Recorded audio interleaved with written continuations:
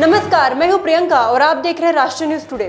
सलूमबर के युवक ने उठाया खौफनाक कदम, ससुराल पक्ष पर लगाए गंभीर आरोप। मौत से पहले 12 मिनट का ऑडियो बनाया, डीएसपी और वकील से लगाई गुहार। मुंबई में निजी बैंक में कार्यरत सलूमबर जिले के युवक की संदिग्ध परिस्थितियों में मौत हो गई। वह घर से नौकरी पर जाने के लिए निकला, लेकिन जॉब पर नहीं जाकर मुंबई से निजी बस से गाँव के लिए रवाना हो गया।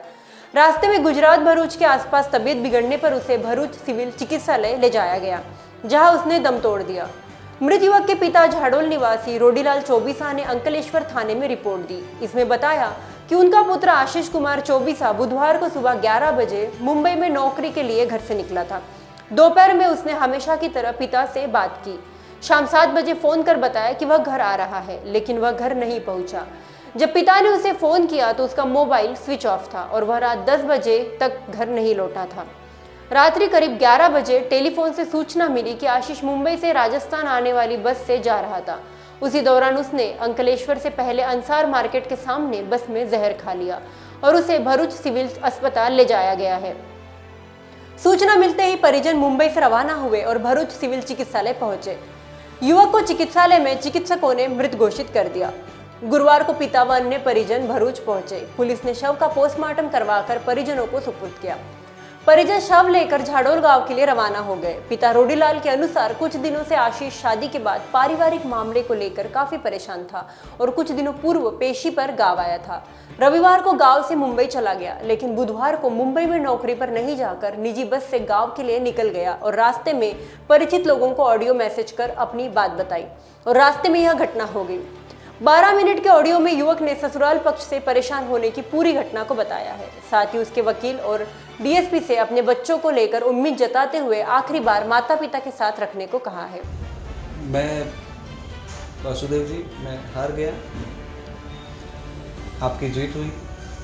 अब मेरे में इतनी ताकत नहीं है कि मैं 24 घंटे इन बातों को दिमाग में ले चलूँ। मेरे को पता नहीं, मेरे में शक्ति ख़त्म हो चुकी है। तो ये जीत का सेहरा आपको है और किसी ना किसी को तो इस मामले को फुल स्टॉप करना ही था, तो मैं ही कर देता हूँ। और मेरे पास आपको, आपकी बीवी को, आपके बेटे को, आपके जो दामाद, आपकी जो बेटियां हैं, मैं आपको माफ़ कर सकता हूँ। इसके बाद मैं आप कुछ कर नहीं सकता आपके लिए, क्योंकि अब मैं चाहता हूँ अपना हिसाब यहीं ख़त्म हो जाए। मैं अब पता नहीं पन्ना कहाँ खुलेगा। मेरे में इतनी ताकत नहीं है कि मैं आपको झेल सकता हूँ। मेरी रिक्वेस्ट है कि आप मेरा पीछा छोड़ दीजिए आप, और सिवाय माफ़ी के मैं आपको कुछ दे नहीं सकता। और माफ़ भी इसलिए कर रहा हूँ क्योंकि मैं नहीं चाहता हूँ कि मेरे पेरेंट्स अब किसी भी प्रकार की तनाव लें आपको लेकर के। तो हम आपको मुक्त करते हैं, मैं खुद मुक्त हो रहा हूँ आपसे। और बस मेरे को थक गया हूँ आपसे। अब मैं आपकी जो शर्तें हैं रोज़ मेरे लिए होती हैं, ये करो तो मैं बेटी भेजूंगा, वो करूँगा तो बेटी भेजूंगा, मेरे में अब शक्ति नहीं है। और मेरी वाइफ के लिए सिर्फ एक ही मैसेज मैं दे सकता हूँ कि जो करना है करना, दूसरी शादी मत करना। क्योंकि मैं भी किसी का नहीं हुआ, बहुत इंतज़ार किया, अब नहीं होता, पर मत करना।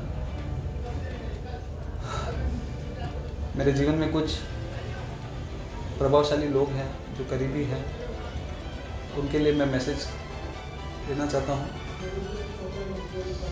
मेरे पेरेंट्स, शायद भगवान शिव ने और पार्वती ने गणेश की जितनी अच्छा पालन पोषण नहीं किया, उतना मेरे माँ बाप ने मेरा किया। मैं आप दोनों का दोषी हूँ। जो वक्त आ रहा है आपकी सेवा करने का, मैं आपको धोखा दे रहा हूँ, क्योंकि आप मेरी तकलीफ़ बहुत अच्छे से जान रहे हो। पिछले 10 सालों में मैं कुछ रहा नहीं हूँ, मैं ज़ीरो हो गया हूँ, क्योंकि मैं सिर्फ शारीरिक रूप से ही जिंदा हूँ, मैं मर गया हूँ। तो अब मेरे में बर्दाश्त शक्ति ख़त्म हो गई है। इस जन्म का रेंज जो है मैं उतार नहीं पाया, और मैं सिवाय माफ़ी के आप दोनों से कुछ मांग नहीं सकता हूँ, जिसका मैं हकदार भी नहीं हूँ। मैं जानता हूँ कि मुझे माफ़ी आप तो कर दोगे, पर ऊपर वाला नहीं करेगा।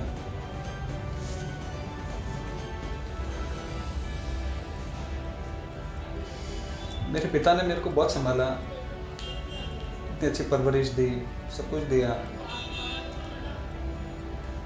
मैं कभी जीते जी आपको बोल नहीं पाया कि मैं आपसे बहुत प्यार करता हूँ, आपकी बहुत कदर करता हूँ। जब मेरे सामने वासुदेव ने आपको उल्टा बोला, आपने मेरे लिए 50 लोगों के सामने गरज की, तो मैं वही ख़त्म हो चुका था। पर मैं सर्वाइव कर रहा था कि शायद अपनी गाड़ी लाइन पे आ जाए, सब ठीक हो जाए, पर मैं कभी उभर ही नहीं पाया इन सब चीज़ों से।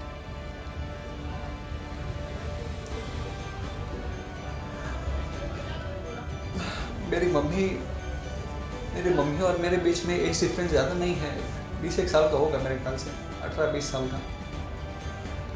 तो मेरी मम्मी मेरे साथ हमेशा दोस्त की तरह रही। मेरे बोले बिना कुछ वो समझ जाती है। अभी भी उसको 2-3 दिन से पता है कि मैं अपसेट हूँ, कुछ ना कुछ मेरे दिमाग में चल रहा है उल्टा-सीधा। वो ऑटोमेटिक बीमार हो गई है, मैं जानता हूँ इस चीज़ को।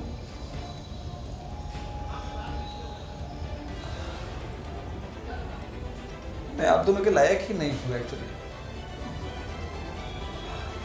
जो मैं कर रहा हूँ मुझे इसकी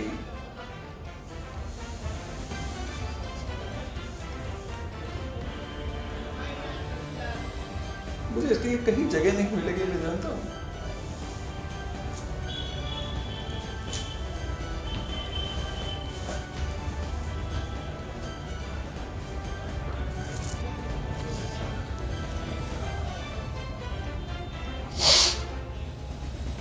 मेरा छोटा भाई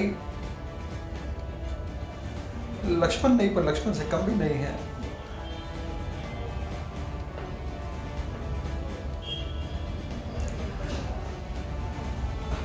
मेरा भाई नहीं रहे, मेरा दोस्त है गया था। पिछले कुछ समय में हम उम्र हो गया, मेरे जितना होने लगा, वो सारी चीज़ें समझ रहा था, मेरा दर्द समझ रहा था, और मैं भी हर चीज़ें उससे खोल करके बात करता था। छोड़ के जा रहा हूँ अकेला, तो ऐसे भी माफ़ी मांगने का हकदार मैं नहीं हूँ।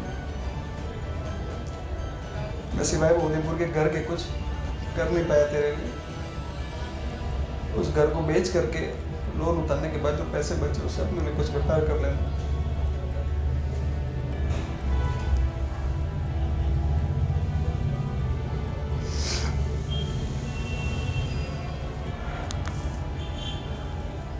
मेरे बहनोई चिराग जी, बहनोई बाद में पता है, आप मेरे बचपन के दोस्त हो। मैं जानता हूँ आप मेरी बहन को बहुत अच्छे से रखते हो, आपके बहुत अच्छा रिश्ता है, और मैं उम्मीद करता हूँ आप दोनों का जो आगे का जीवन है खुशियों से रहे। मेरे दोनों भांजों को मैं बहुत प्यार करता हूँ, और उन दोनों को मिलने के लिए मैंने 4-5 महीने सर्वाइव किया। तो ये मैंने जो कदम आज उठा रहा हूँ, मैंने बहुत पहले उठा लिया होता।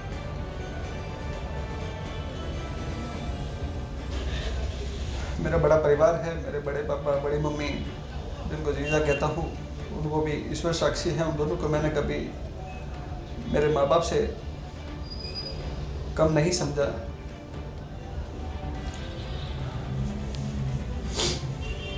हमेशा कभी भी कोई चीज़ की तो प्राथमिकता उनको दी।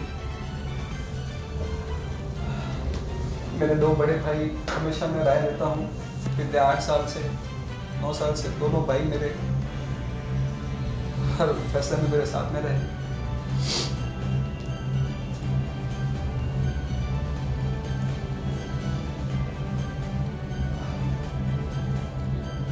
मेरी बहुत इच्छा थी कि मैं भतीजों की शादी करवाऊँ, उसमें मेरे भाइयों की हेल्प करूँ हर चीज़ों में, तो शायद ये पॉसिबल नहीं है।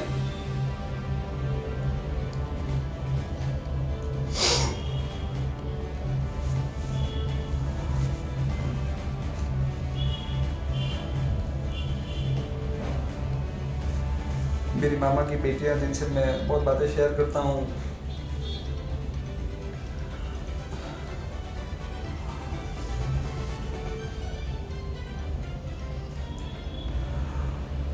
और एक जीव बाना में है मेरा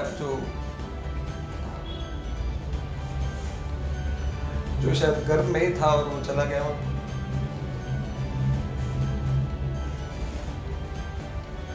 मेरी बहुत इच्छा थी कि वो आ जाए, उसको लाने के लिए मैंने हर प्रयास किया।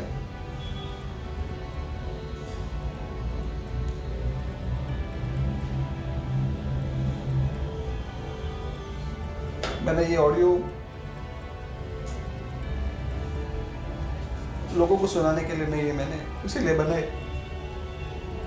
ताकि वो कभी जब समझने लायक हो जाए तो वो सुने और शायद मुझे कभी भविष्य में समझने की कोशिश करेगा। और जो वो पालन पोषण कर रहे हैं वो मेरे खिलाफ उसके कान भरेंगे तो उसे पता चलेगा कि हकीकत क्या थी, क्या है।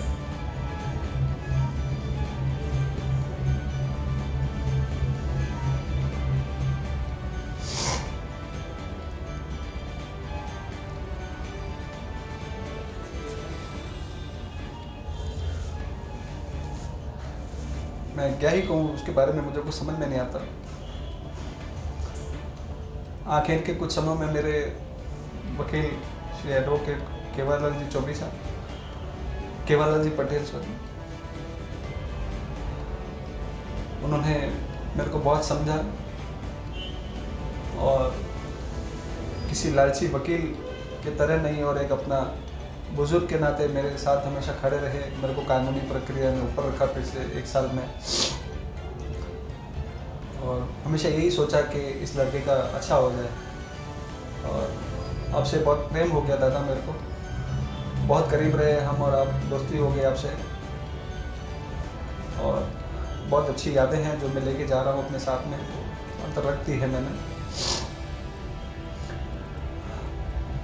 चांदमल सिंघाड़िया जी, DSP सराड़ा, पिछले कुछ समय से आपसे भी नैतिकता के कारण अच्छा रिलेशन रहा, अच्छे दोस्त बन गए मेरे। आपने भी मुझे समझाया, समझाने की कोशिश की, हम काफ़ी करीब आए। और आपसे और केवललाल जी से एक रिक्वेस्ट है कि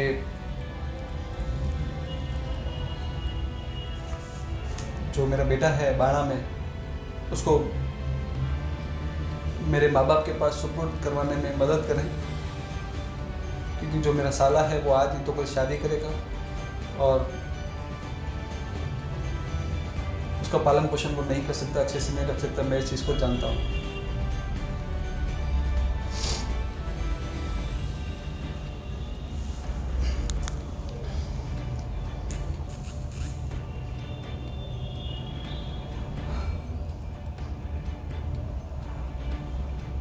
जो ये सुनी मेरी बातें, जो सुन रहा है या सुनेगा, मैं माफ़ी के काबिल नहीं हूँ, पर मेरे को माफ़ करना कि अब मेरे लिए मैं बर्दाश्त नहीं कर सकता इन सब चीज़ों को। मैं थक गया हूँ।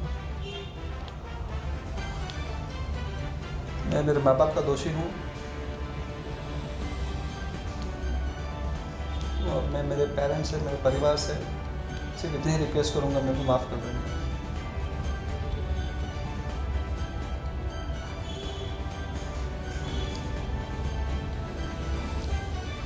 जय श्री राम।